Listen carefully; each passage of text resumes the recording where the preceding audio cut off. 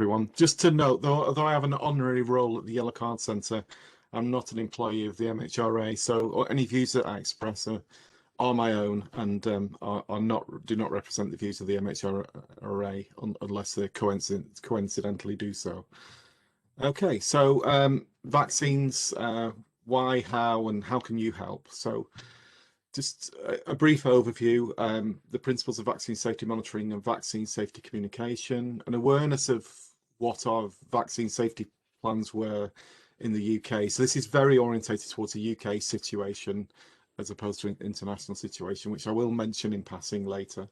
The recent news on COVID-19 vaccine safety and issues, which are generally around two particular concerns, and the role that we can all play in vaccine safety.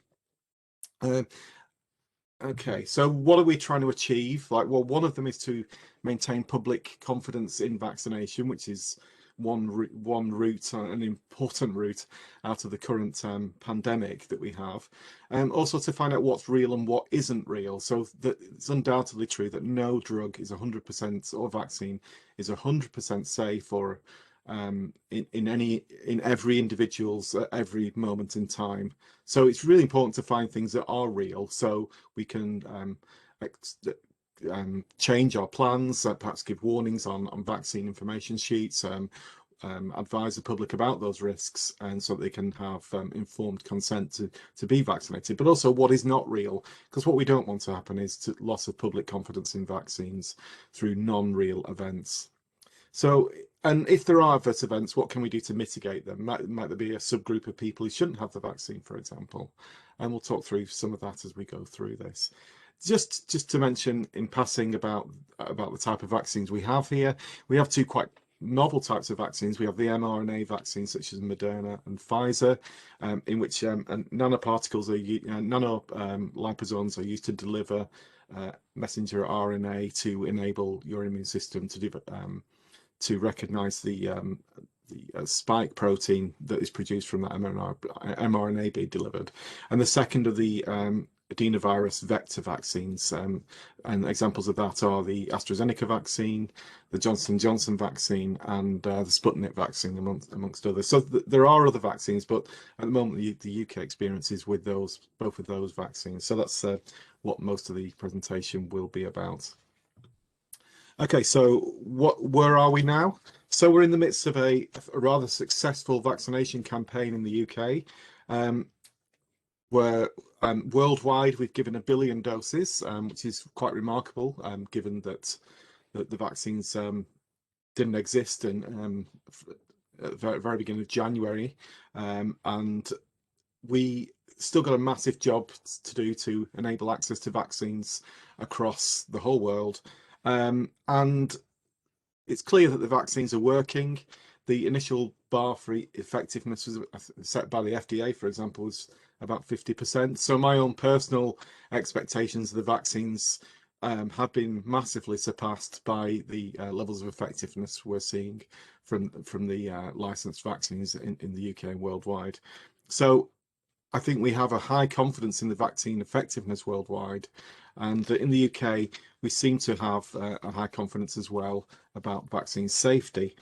And there's also some really good evidence of effect on transmission, which is extremely important in terms of getting out of this pandemic.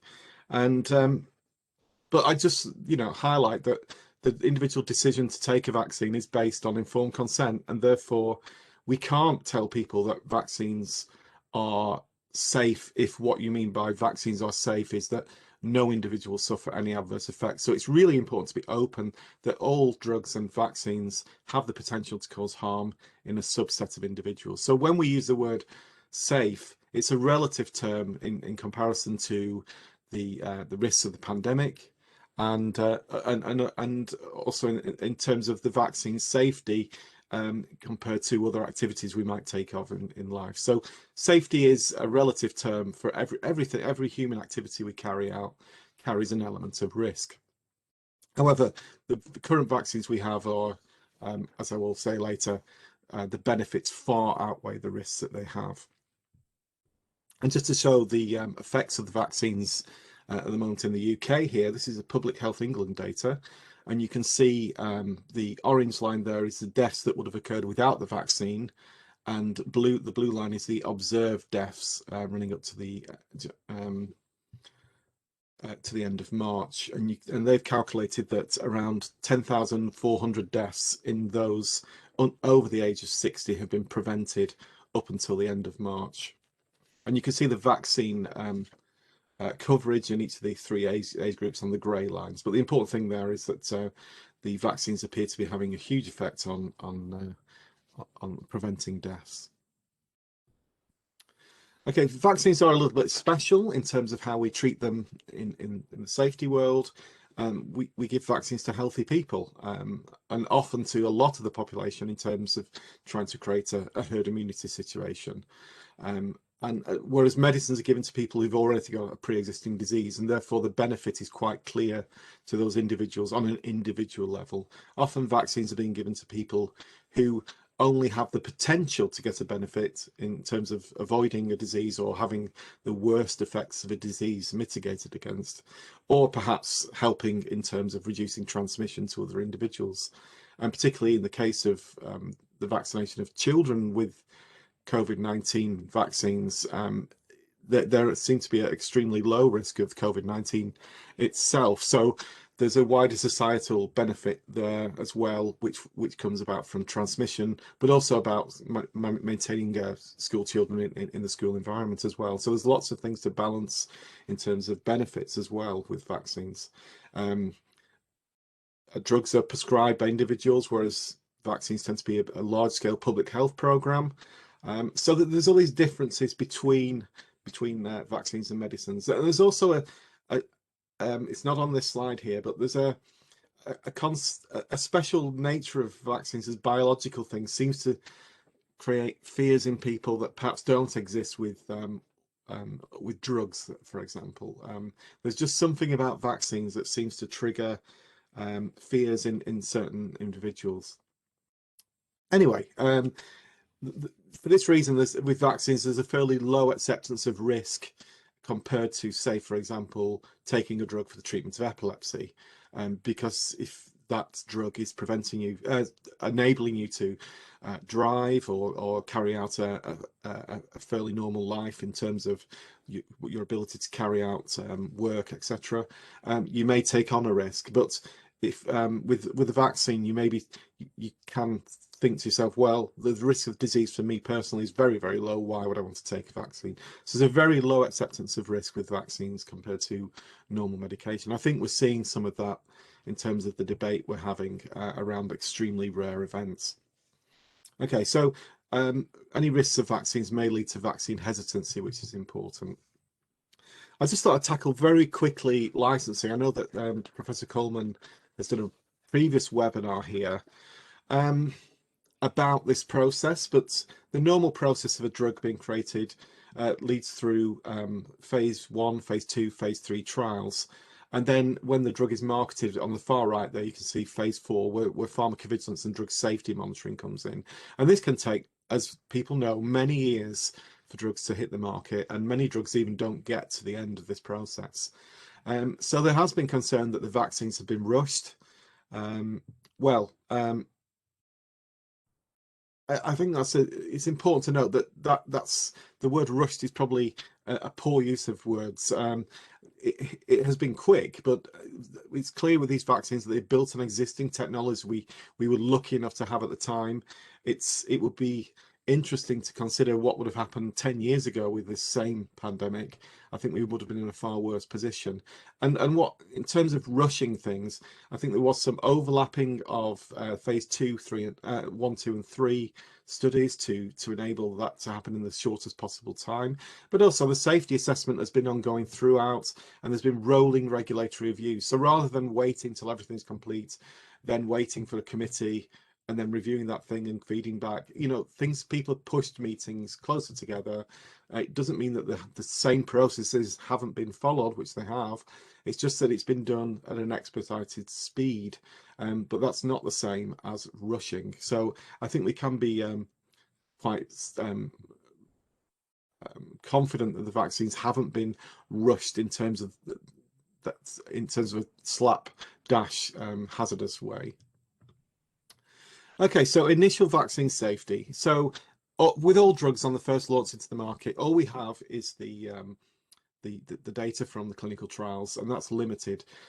Trials by their very nature are limited in size, duration, and the risk groups that go inside them. So, for example, there wouldn't be immunocompromised individuals in the initial trials of the COVID-19 vaccines, which I'll come back to later.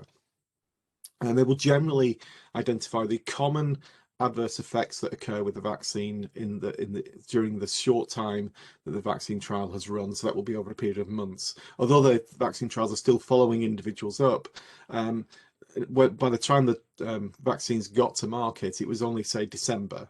So we've only seen short-term adverse effects within clinical trials. And again, 1 in 1,000, that's fairly not that rare. So you're not going to detect extremely rare adverse effects within clinical trials. There are obviously things we know about vaccines in general, which might make us think about potential risks to look for. But what we're really finding here is what the local reactions are around injection site adverse drug reactions and systemic effects such as fever, headaches, and nausea that people get. So that what we would find to establish the reactogenicity of the vaccine. Okay, so what is pharmacovigilance? So this comes from its Greek and Latin roots, which is to watch over medicines. So it's a science and activities related to detection, assessment, understanding, and prevention of adverse effects or any drug-related problems. So this is really about keeping a watch on drugs and vaccines to see what arises after the clinical trials have been conducted and the drug hits the market and goes on to be given to a wider population. And also how we might take action to reduce those risks, promote safe use, and ultimately protect the public health. And in the terms of vaccines, to promote public confidence in their use. And it is a shared global responsibility. There is a World Health Organization Adverse Drug Reaction Monitoring Center in Uppsala, Sweden. So there is pooling of information. But again, with local regulators are super important in terms of finding local things that are happening within the population. So there is shared data in the European Union between the people in EudraVigilance, and there's a close working relationship between the MHRA and EMA in Europe as well, which has continued despite us leaving the European Medicines Agency. So and that's quite clear from the press conferences that have been happening, that EMA and the MHRA have been working closely together. So in terms of vaccine considerations, vaccines are biological products, and therefore we specific considerations about risk and benefit with them. We have to use real-time surveillance, particularly in a pandemic where you're having a large-scale rollout of a vaccine over a short amount of time. So therefore we do need to have systems in place to detect adverse effects as they arise. You need to understand how your local national immunisation programme works and how that might impact on any safety considerations.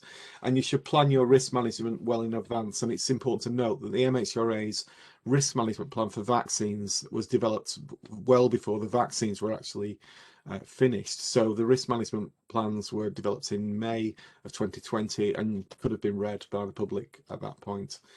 So they do try and anticipate potential problems with the vaccines going forward. And communication is just so important. It should be balanced, taking account of the stakeholders in vaccine safety, and that includes the public and professionals. And just to remember the importance of rumours and kind of have on vaccine hesitancy. Some of the people we listen to most in our lives are the people we meet in our ordinary lives. So messages you get from people who've had vaccines or things that people share on social media can have a massively damaging role. So how we communicate can have a big impact once that has gone into the general public.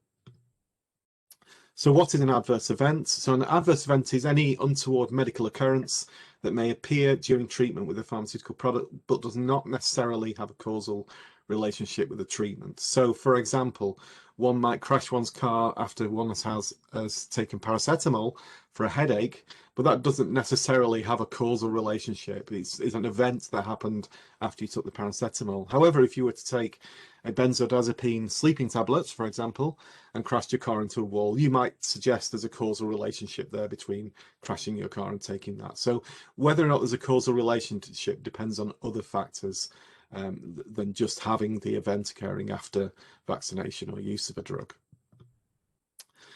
So in terms of national reporting schemes, spontaneous reporting schemes like the yellow card scheme, anything that happens after you've been given a medicine or vaccine, you've got a slight suspicion, maybe linked to the vaccine, you can report on a yellow card as a suspected adverse event. So all yellow card data that we see are suspected adverse events. They are not proven adverse drug reactions. They are suspected, and they go into the National ADR reporting scheme, which I'll talk about later. Okay, so how can vaccines cause adverse events? Well, it can be around the intrinsic properties of the vaccine. So that could be around the type of virus that you're trying to prevent the disease from, and it could be due to the host response to the vaccine, so cytokine storms or hypersensitivity to the vaccine, or it could be a biological batch variation, and there was some discussion about batch variations with regard to the AstraZeneca vaccine in March, which didn't pan out in the end, it appears to be. Or it could be some sort of manufacturing change, perhaps some intrinsic property of the bung interacting with adjuvants, etc. So there's all sorts of things you need to be able to think about and consider. And it could be program related in terms of how the vaccination campaign is run, in terms of how vaccine is prepped before injection, not intrinsic to the vaccine, things that could be related to how the vaccines are being used. Obviously, vaccines have antigens and excipients, so these are key issues that one will be thinking about in terms of causal mechanisms of any adverse reactions that people have experienced as well. So with all these different types of antigens and different types of excipients, there may be potential for harm or adverse reactions. So all vaccines are very different, and therefore you need to be have systems in place to detect potential safety signals that perhaps haven't been thought of. There have been unfounded vaccine scares over the time. So in the 1970s, pertussis vaccine was linked to encephalopathy. This appeared to be not linked to the pertussis vaccine, and it did lead to a resurgence of pertussis infections in the UK at the time. The MMR vaccine was posited to be linked to autism back in 1998 with the publication of a paper in the Lancet and a subsequent press conference by Andrew Wakefield, where he suggested that children should be given the vaccines in separate vaccinations. And that I think was possibly arguably the founding of the modern anti-vaccine movement, and it took many years for that issue to go away, and it's still not completely disappeared. Hepatitis B vaccines have been linked to multiple sclerosis, particularly in France, where that has become a bit of a cultural phenomenon there, and France does have issues with vaccine hesitancy because of perhaps some of these past issues, and also some recent regulatory problems with normal drugs that have been problematic as well. So it's just the local culture is important in terms of vaccine scares as well. They seem to be very culturally related. Polio vaccines and contamination, and that was an issue in the 2000s, possibly being suggested that they might give people HIV or be linked to some sort of contraceptive effect. And I think we've seen an echo of that around the rumours about infertility with the COVID-19 vaccines that people have cited as reasons for not having the vaccine, which are obviously not linked at all. So these are, and this led to a delay in the eradication of polio from the world. And there have been other pandemic vaccine or possibly a pandemic vaccine issues. So here you can see Gerald Ford in 1976, the US president after Nixon, in the 1976 swine flu affair. This was back in February of 1976. There was an outbreak of influenza at a military base in the US, and it was sort of decided that this may be quite serious, this swine flu pandemic, and a mass vaccination campaign was developed through the summer of 1976, which started in earnest in October 1976. In Pittsburgh, about 3 people had heart attacks at one of the vaccination centres. One person was injected and had a heart attack as they were leaving the building, and it was emotively reported by the media in very emotive language. This was all quite false and misleading reporting. There wasn't actually a link between these events, the problem was this: more and more people started to report adverse events, and this is in the context of a pandemic that wasn't really happening but was expected to happen. And what happened was that the pandemic didn't actually happen, and the virus was not particularly a problem, and therefore the vaccination campaign became problematic. About 9 states stopped doing it. More and more people came forward alleging that things had happened with the vaccine, and there was really poor communication from regulators. The CDC deciding not to say anything about the vaccine in public and allowing localized public health officials to try and do that communication. And I think that led to a situation where the vaccine was completely undermined. About 20% of the US population was vaccinated, but by December of 1976, the whole campaign had stopped. There was actually a real side effect associated with the vaccine as well: Guillain-Barré syndrome, about 500 cases, about 10 times higher risk with this vaccine, and 25 fatal cases were reported. So if you have a huge rollout of a vaccine, you will have extremely rare events occur in a proportion of people and a small number of people. And I think there's quite an interesting case, the 1976 pandemic, in terms of communication as well. The science was being communicated through politicians rather than by experts in the subject matter. So yeah, so that's a really interesting pandemic thing. So the important thing to note about this pandemic is it never happened. So you didn't have the risk of disease to balance out the risks of the vaccine. And then we can think about the H1N1 pandemic. About 150,000 to 500,000 people died from H1N1 virus in 2009, about 80% of whom were under the age of 65. You can look at the media here. We're all going to die from the swine flu pandemic. By the time it got to October, the swine flu jab is linked to a killer nerve disease, which didn't appear to be a true signal at all. So there was a more concerning signal around narcolepsy that arrived in Scandinavia from the Pandorix vaccine, which had an emulsion adjuvant in called ASO3. It's still not clear if that was causal, and there was debate about it. About 1 in 18,400 people could develop this rare narcolepsy, and there is a school of thought that suggests that this narcolepsy may have just been cases of narcolepsy being shaken out as the media reporting of narcolepsy occurred in Scandinavia, and therefore they were cases that would have been diagnosed anyway that appeared after the first few cases were reported. There was more notoriety of the vaccine, which led people to report more narcolepsy cases. Still, it may have been a real effect of narcolepsy. There's a suggestion that it may be due to combined vaccination and infection at the same time. But again, it's another example of an interesting signal that arose in a real vaccination campaign during a pandemic. Okay, one thing to note is that we do need to know what the background event rates are of things. Now, the problem is things after vaccination can happen due to chance. So one can have a vaccine and then have a heart attack or a thrombosis or develop Guillain-Barré syndrome, and that can be purely because of a chance effect. So we do need to know the epidemiological data on the natural incidence of events that occur in the population before the vaccine. And the tricky bit is we don't really know what to look for, because if it's an extremely rare event linked to a vaccine that's never happened before, how do you know what you're trying to measure before you know what the thing is that's going to arise?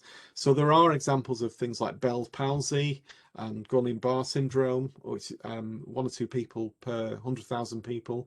So these are things that are known to be events that have happened with vaccines. So therefore, you need to have that good epidemiological data about what the event rate is without vaccines. So that comes to the fore when we think about some of the stories that have been recently in the news as well.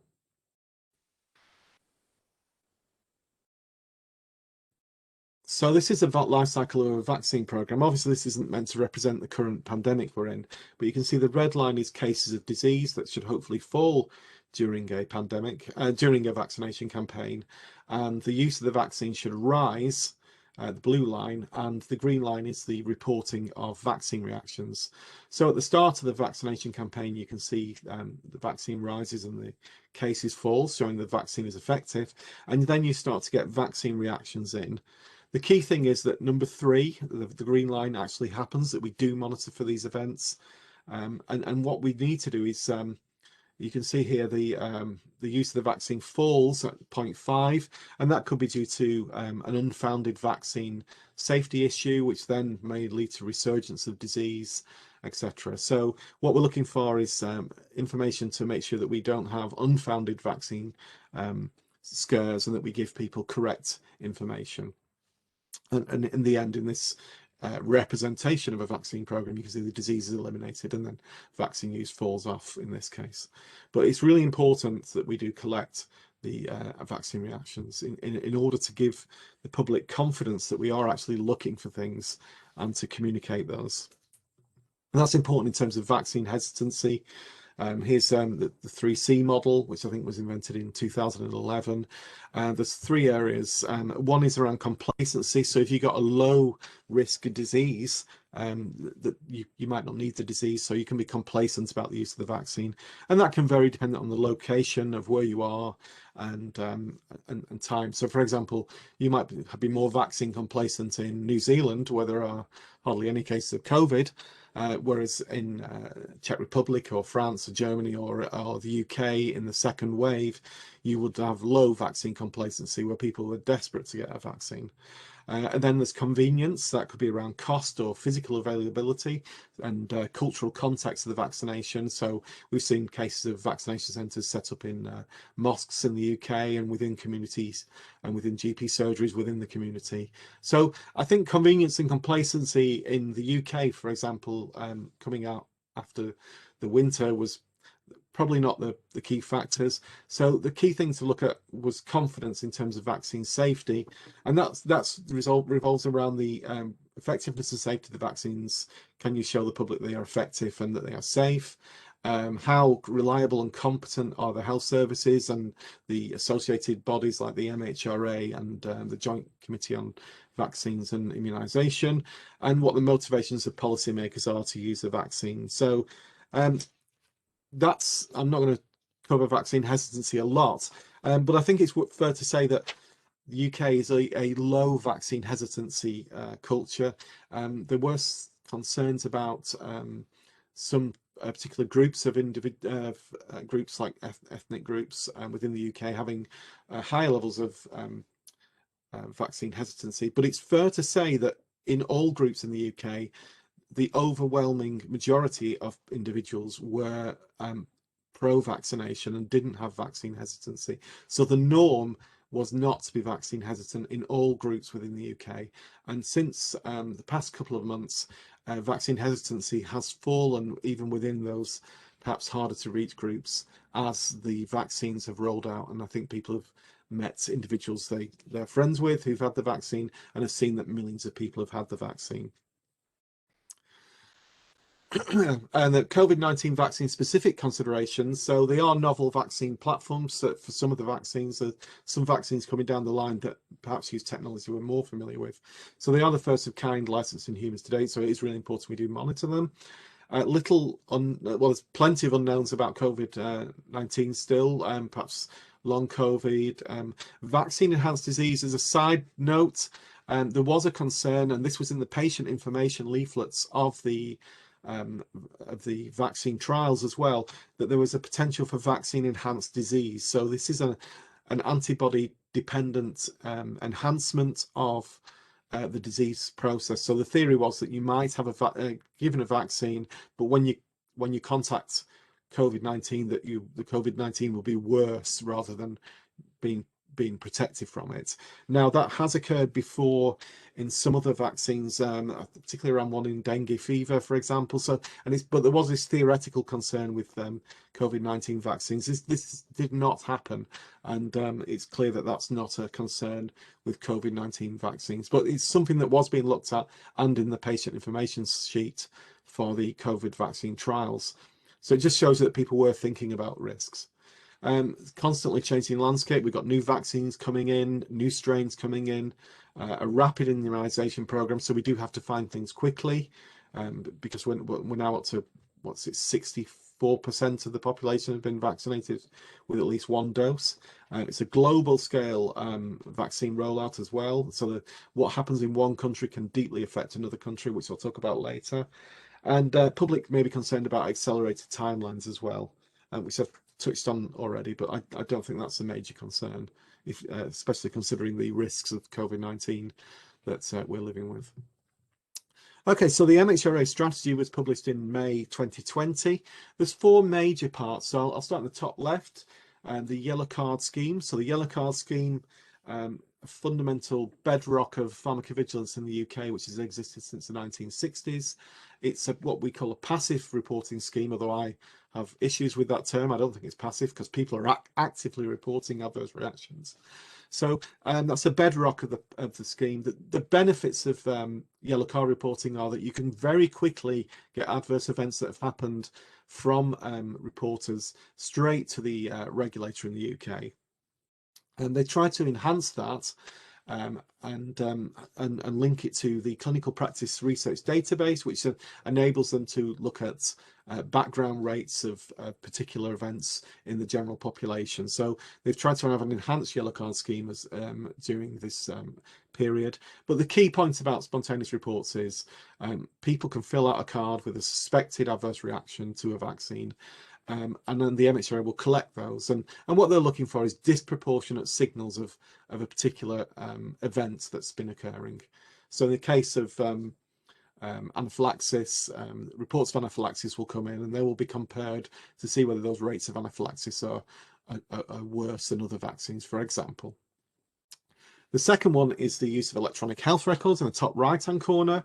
Electronic health records are really useful. We increasingly have great data to mine in terms of looking for adverse events of special interest. So this is a system they've set up to rapidly cycle through electronic health records to look for events of special interest. Now, the trick with this one is that you have to know what you're looking for in order to go and find it. So spontaneous reporting still remains really important in terms of knowing what to look for. And of course, the MHRA will be looking worldwide at what's happening in other countries. Then there's targeted surveillance, targeted active monitoring down in the bottom left-hand corner.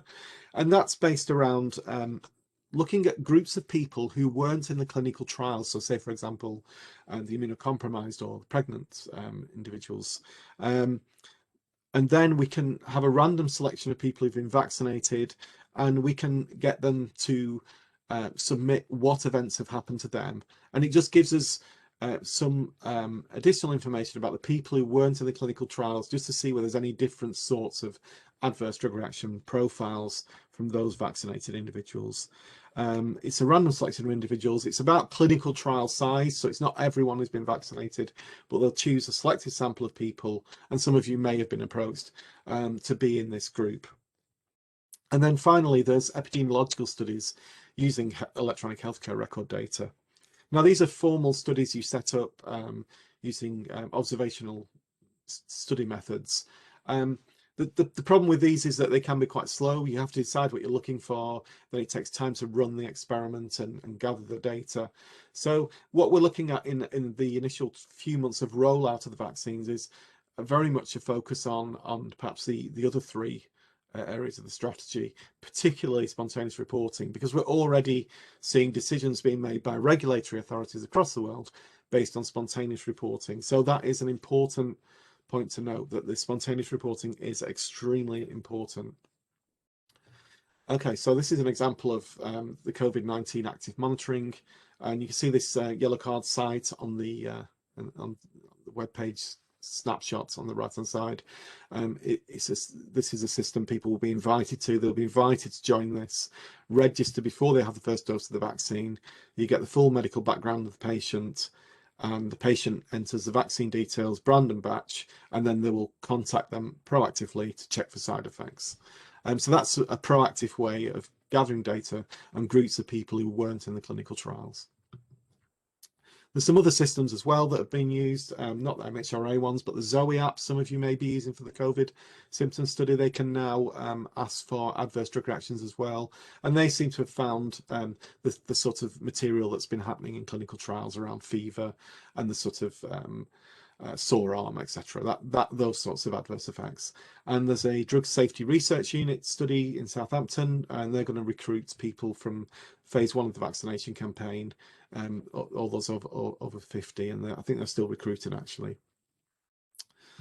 Okay, so what happens with all this data? Well, we're having weekly reports from the MHRA on the website. So I think every Thursday you'd expect to see these reports.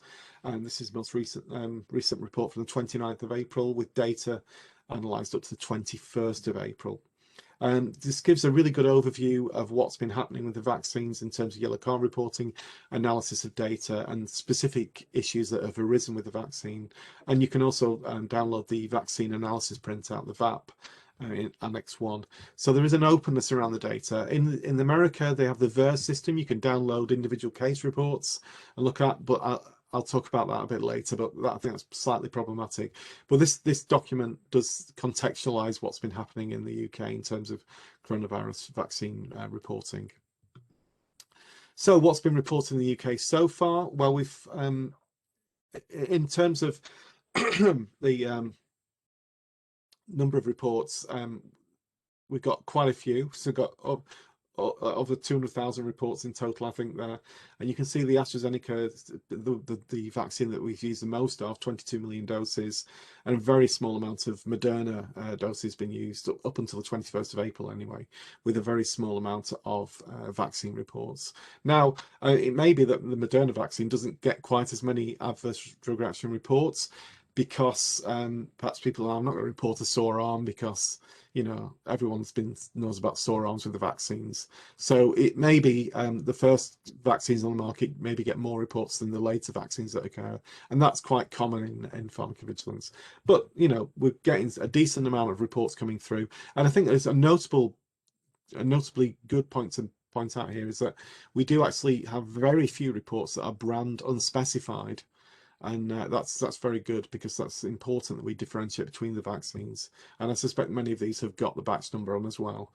And the systems we have in place in the UK for monitoring which individuals have which particular batch of a vaccine appear to be very strong from my experience of working in a vaccination centre. So overall safety, the benefits are far outweighing the risk with these vaccines. About 1 in 10 people will have common side effects from the clinical trials, mainly injection site reactions, flu-like symptoms, and the short-term acute immune responses that we've seen in individuals. Not everyone gets those. And it doesn't mean your vaccine isn't working just because you've not had side effects, as I think some people have suggested. Sometimes it feels a bit like that, and it's always nice if you feel little bit off because you know it's working. But that's the way we respond to vaccines varies immensely between individuals. So you can't say just because you didn't get a side effect, you didn't get a benefit. So overall, that is the key message, that these vaccines, the benefits outweigh the risks. But as we note, back in I think December the 9th, I think the MHRA warned of, after a couple of cases of anaphylaxis, about the Pfizer vaccine, that anyone who had a history of anaphylaxis to anything, including food allergies, should avoid the Pfizer vaccine. That rapidly changed over time, and that's not the case anymore. So now the only reason not to have any of the vaccines is because of a a particular allergy reaction to anaphylaxis reaction to an ingredient within the vaccines itself. So the food allergy warning for Pfizer disappeared quite rapidly. So that just shows you how quickly we can change our advice to the public based on the knowledge we get as we roll the vaccines out and collect adverse reactions. In terms of anaphylaxis, these are the reported cases. Remember, there's been twice as many AstraZeneca vaccines given as Pfizer, so these are not corrective for the number of vaccines given, these reports, but it's still, anaphylaxis appears to be a very, very rare event, and not something that should be of particular concern other than the fact that we should be aware of it when we're vaccinating individuals.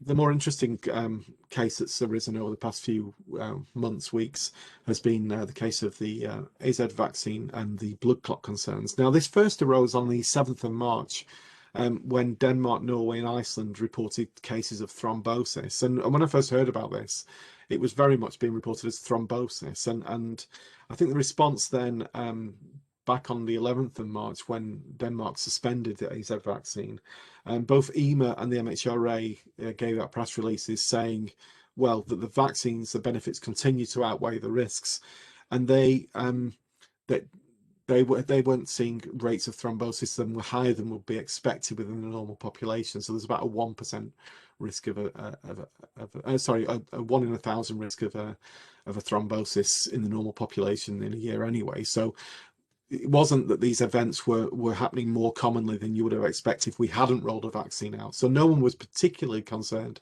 but Denmark had temporarily paused the vaccine rollout. At this point, there wasn't really much anything else happening, and a few patients were mentioning it in vaccine centres, but I don't think it was that widely public awareness of it. But it was, I think, on the 15th of March that the Paul Ehrlich Institute in Germany released a press release around 7 cases of cerebrospinal ventricular thrombosis, which was these very rare thromboses within the brain, and that created a bit of a media stir. And by the 18th of March, both EMA and the MHRA had both met with groups of experts around thromboses and vaccines, and then held a press conference on the 18th of March again, where they warned the public about the potential risk of these rare thromboses, and still emphasised the benefits over the risks. So there was very much these press conferences happening on the same day, press release at the same time, and so there was this story of sort of a very rare thrombotic event starting to occur as we went forward, and by this point it was becoming clear that something was happening, although we didn't really have a causal link between both the signal, which is the potential for an adverse reaction that we find through spontaneous reports, and the event. So as through March it progressed, with more countries pausing the Oxford AstraZeneca vaccine as we went forward, and it was on the 18th of March that there was this joint conference between EMA and the not a joint conference between them, but there were 2 separate conferences at the same time, where they again emphasised that these cases were happening, but the benefits outweighed the risk, and they were very rare events. Okay, so cerebrosinus venous thrombosis is a very rare form of VTE, and it's mainly in younger patients with a case fatality rate of about 3%. So this is a naturally occurring event. This is what I'm talking about here.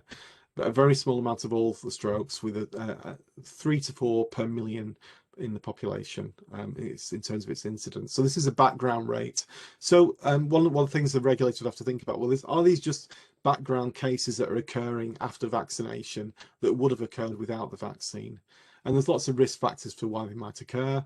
So you can't initially, when you get a few reports in, if you get 1 or 2 of these reports in, you can't assume that it would be linked to the vaccine. So this is something to think about. Also, as time went on, during April, there was lots of publications around potential for a potential mechanism through development of antibodies related to your platelets, which would then lead to reduction in your platelets, and then triggering thrombotic episodes within people. And since then, we've also had cases of this type of prothrombotic thrombocytopenia occurring with the J&J vaccine, which is another adenovirus vaccine. So as cases mounted up, we started to have a more clear potential causal link with the vaccines. And additionally, because there was some plausible mechanisms that were being given, I'll just go back to that, from different independent groups, it sort of adds to the biological plausibility of it being a real reaction. And this term vaccine-induced immune thrombocytopenia came about. There's still debates about mechanism and things, but it's quite clear that causality is never like a binary, no, it's not linked, or yes, it is. It's sort of a story as we get more information and as things start to add to the potential for it to be a causal mechanism. So there is now some causal background and mechanisms for why it might be real, and there's also been more cases occurring in one vaccine compared to, for example, another vaccine like Pfizer. Just going back, just a reminder that patients with COVID-19 are at severe risk of thromboses, and there is prothrombotic antibodies in the serum in patients who are hospitalized with COVID-19. So again, you've got to balance risks here. So with the AZ vaccine at the current state of play, there's 209 reports now with concurrent thrombocytopenia, about 120 women and 89 men, quite a wide range of cases. 20% of people have died, with 41 deaths. And this CSVT, it's 84 cases with an average age of 55. So there's 9 reports per million doses, and that's 2 deaths per million people. And that's from the 29th of April MHRA report. So it's still a very rare event in terms of 1 per 100,000 people and 2 deaths per million people. Okay, so when we look at the age range here, we can see that there appears to be an evolving picture of it being more common in younger people. Now, one thing that I and some other people are interested in is whether this was underreported in the first wave of vaccination. Perhaps people didn't make the link in older individuals and frailer patients who may have died. But I don't know, it appears that there's significant amounts of reports in like the 50 to 59 group and 40 to 49, which mean that people have sort of started to think there's some sort of age relationship. Whether there's a sex-related relationship is a matter of contention. I know at the most recent press conference that was given, it was noted that once you sort of adjust for the number of vaccines given to women versus men, that it seems that sex may not be a related thing. And it's important to note this is just for very, very rare thromboses linked to thrombocytopenia. There's no evidence that these vaccines are linked to the more general risk of thrombosis, and this risk is extremely rare compared to, for example, the risks from hormonal contraceptions, for example. So there's some really good graphics shared at the 7th of April press conference held by the Joint Committee on Vaccine and Immunisation and the MHRA. And this was looking at the potential harms of the vaccines on the right-hand side there. That's showing the specific blood clots due to the vaccine. And on the left-hand side, ITU emissions due to COVID-19 prevented over 16 weeks. So this is in a low exposure risk to COVID-19. And for all of those groups, you can see that the benefits far outweigh the risks of the vaccine, all the way down to the younger age group. And the JCVI, the MHRA continue to back the vaccine, saying that the benefits of the vaccine far outweigh the risks of the vaccine. But the JCVI, out of an abundance of caution, stated that for the age group 20 to 29, that the vaccine, it would be preferable to give the non-AstraZeneca vaccine. So that will be Pfizer or Moderna in the UK. That they're not saying you can't give AstraZeneca vaccine to that age group, and in fact there are people in that age group who are consenting to the vaccine given the very rare nature of these events. Obviously, depending where you live changes the benefits and harm balance. So for example, in a country with a high prevalence of COVID-19, or in the UK when we were in the midst of the second wave, the benefits completely outweigh the harms in all of the age groups. So some of the countries where they've had vaccine pauses or stop the use of the vaccine entirely, where they have relatively high caseloads of COVID-19, one could perhaps argue that that isn't particularly a wise decision. When we think about risks and what we consider dangerous, it's worth noting that the incidence of this is very minimal to negligible for in terms of deaths and the cases that we're seeing. So this is the B&J best practice understanding risks. You know, the risk of dying in your own home from an accident in your own home is about 1 in 11,000. The number of people who died from COVID is about 1 in 517. In terms of like COVID-19 is a moderate risk, whereas this vaccine is minimal to negligible. And I think it's been extremely good how good we are at communicating the vaccines. I think it's been really important that the vaccine safety communications have come from the MHRA, Professor Van Tam, and the Joint Committee on Vaccination and Immunisation. It hasn't been fronted by vaccines. They may have said the vaccines are safe, but only after the press conferences have been held by the correct regulatory authorities. So I think that's led to a genuine level of confidence in the UK, even despite knowing about these risks of the vaccines. And the majority of Britons still appear to trust the AstraZeneca vaccine. It's now at 75%. That's down 2 points from 77% a few months ago. In the 29 to 49-year-old age group, it's about 68%.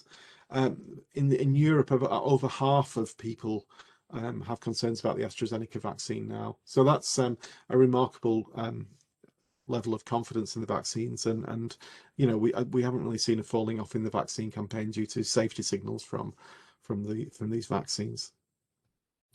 So we have given over 50 million vaccinations now, and you can see the first doses there at around 65%, and we're starting to fill up with second doses up to 29% now, which is quite a remarkable state of affairs. And the vaccines are working. And here you can see vaccine effect. This is from the Financial Times. John Byrne Murdoch's graphs he's been famous for throughout the pandemic. You can see UK hospital admissions. You can see a clear vaccine effect there between the different age groups. So the age 85 plus who were vaccinated, the difference is that people haven't been vaccinated versus the people who had been vaccinated. And you can see that in the US as well. And you can see it even in Chile, which has been cited as one of the places where vaccines aren't working, where they've been using the Chinese Sinovac vaccine. But actually, if you look at the 70 plus group who have been vaccinated, there's a clear vaccine effect happening there. So what you're seeing in Chile is not a failure of vaccines, but the vaccinations haven't been rolled out to as many people, and therefore only the older groups are being protected.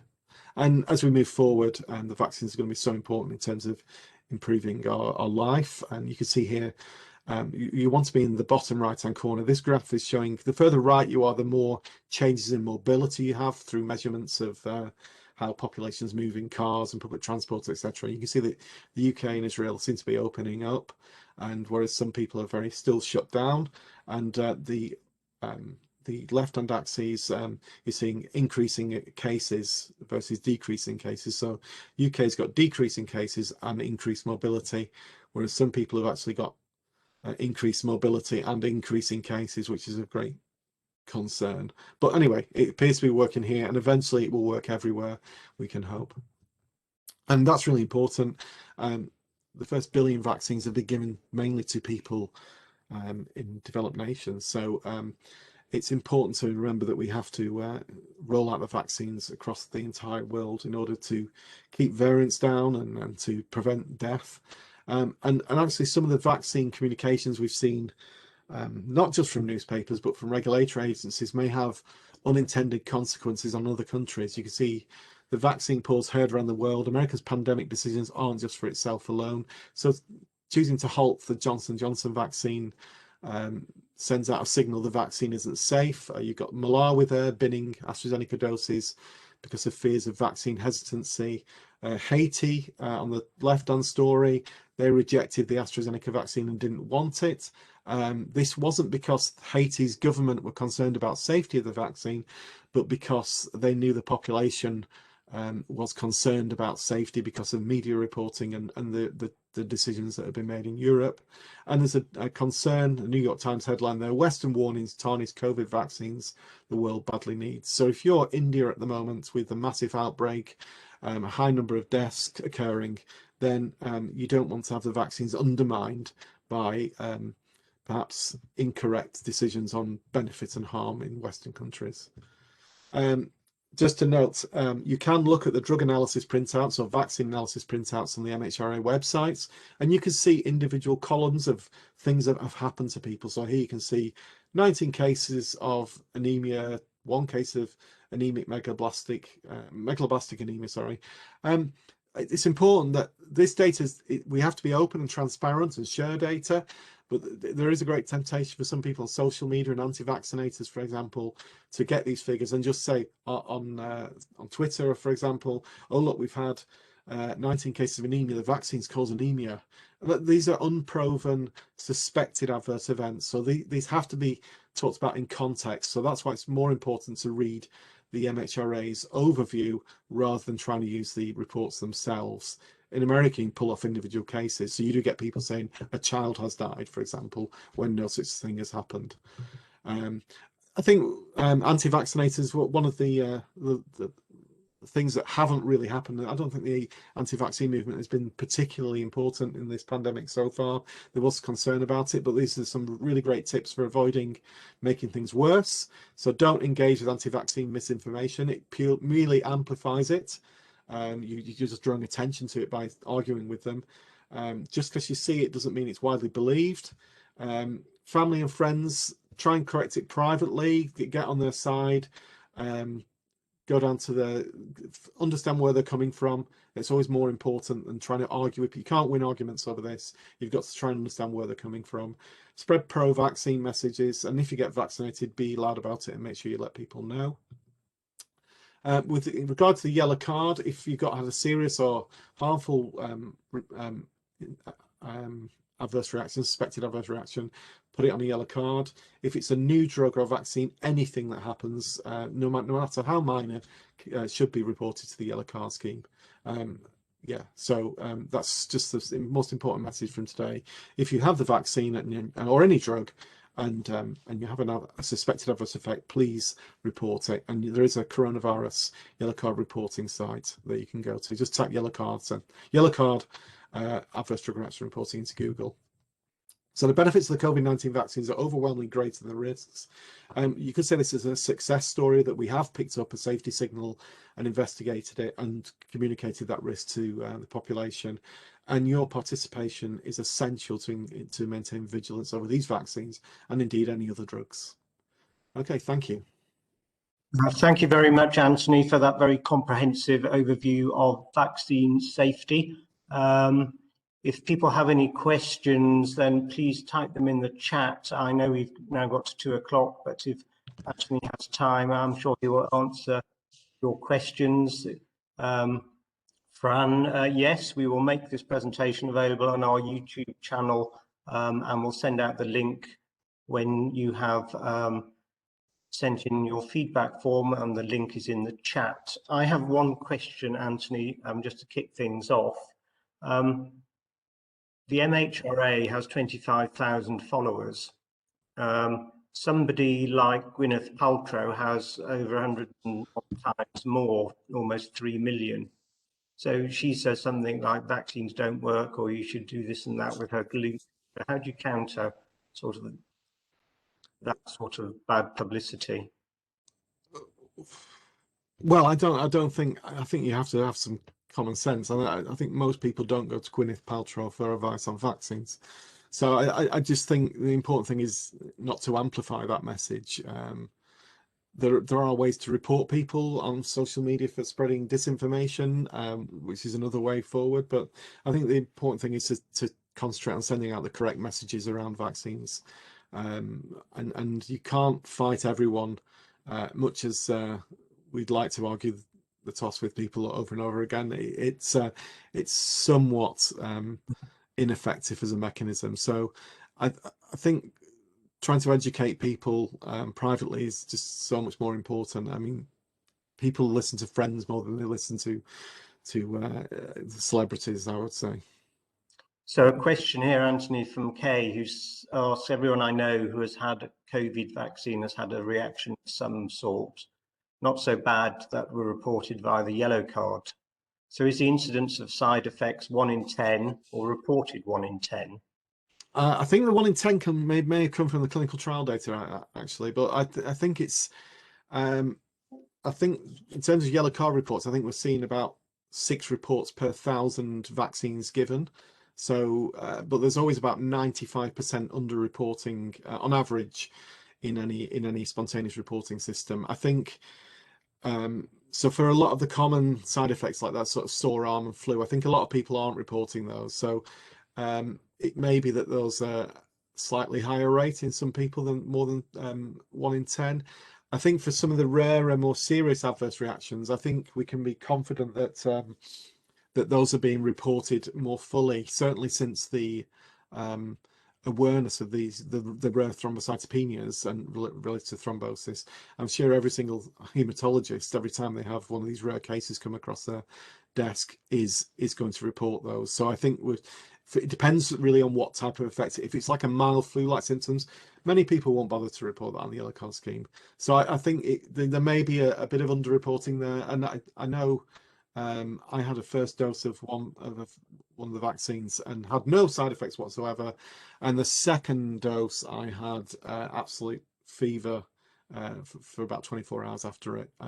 So it really does vary. Yeah. Any more questions, brief questions before we draw to a close?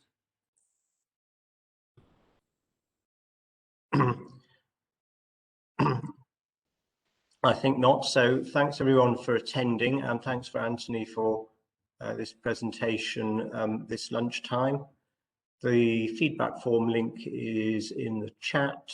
Don't forget to follow us on Twitter, YellowCardWM, or Instagram, YellowCardWM, and we'll have details of the YouTube recording of this and any future webinars. Thanks again, and bye. Bye.